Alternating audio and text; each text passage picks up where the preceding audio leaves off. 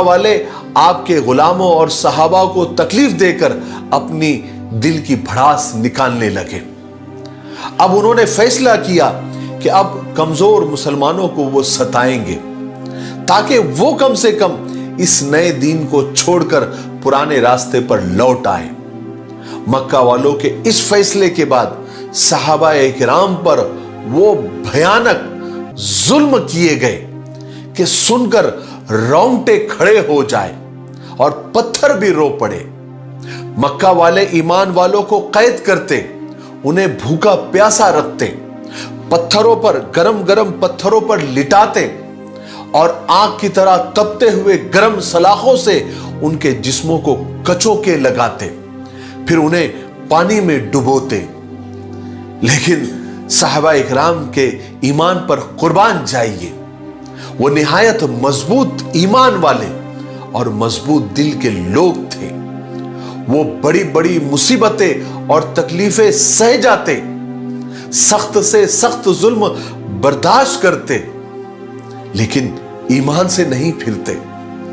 وہ اپنے خدا اور اپنے پیارے رسول کا جو عشق اور محبت ان کے دلوں میں گھر کر چکی تھی، یہ ظلم انہیں نہیں نکال سکے۔ نہ وہ بے ایمانوں کے سامنے جھکے، نہ انہوں نے اپنے دین کو چھوڑا، بلکہ بہت مضبوطی کے ساتھ وہ اسلام پر اور دین پر قائم رہے اور طرح طرح کے ہیبت ناک ظلم سہتے رہے۔ حضرت عمار رضی اللہ تعالیٰ اور ان کے والد یاسر رضی اللہ تعالیٰ اور ان کی والدہ یعنی ماں حضرت سمیہ رضی اللہ تعالیٰ عنہ، جو شروع ہی سے ایمان لا چکے تھے، عمر دراز تھے، دونوں میاں بیوی بوڑھے تھے، لیکن یہ ظالم آپ کی عمر کا بھی خیال نہیں کرتے تھے۔ بنی مخزوم قبیلے کے لوگ ان کے ساتھ یہ کرتے کہ ان کے پورے کپڑے اتار دیتے، اور جب دوپہر کی جھلسا دینے والی گرمی اور تیز ہو جاتی تو انہیں آگ کی طرح تپتے ہوئے کالے پتھروں پر لٹا دیتے، کبھی انہیں آگ سے جلاتے، کبھی انہیں پانی میں ڈبوتے۔ ایک مرتبہ جب اس فیملی کے اوپر ظلم ہو رہا تھا، ہیبت ناک ظلم ہو رہا تھا، تو حضور پاک صلی اللہ علیہ وسلم کو ادھر سے گزر ہوتا، اور جب یہ بھیانک ظلم آپ دیکھتے تو آپ پکار کر کہتے کہ اے یاسر کی اولاد، صبر کرو، تمہارا ٹھکانہ جنت ہے۔ یہ تکلیفیں سہتے سہتے ایک دن حضرت یاسر کا انتقال ہو گیا۔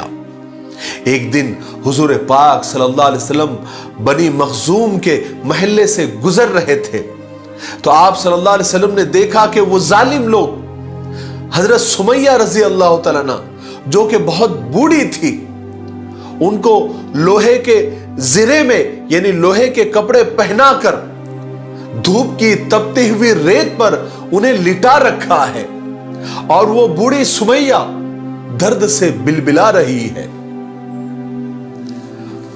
اور وہ ظالم مکہ والے ان کے پاس کھڑے ہو کر کہا لگا رہے ہیں، ہنس رہے ہیں۔ لیکن قربان جائیے اس بوڑھی عورت کے ایمان پر کہ وہ اس تکلیف میں بھی اللہ کو یاد کر رہی تھی، صبر کر رہی تھی۔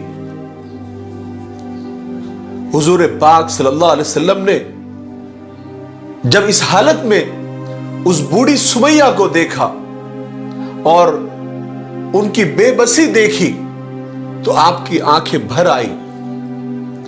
آپ نے آواز لگا کر کہا کہ اے سمیہ،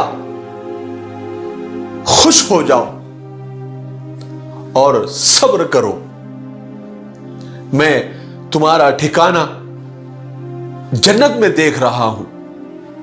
پھر ایک دن حضرت سمیہ رضی اللہ تعالیٰ عنہ ساری سختیاں برداشت کرنے کے بعد گھر واپس لوٹ رہی تھی۔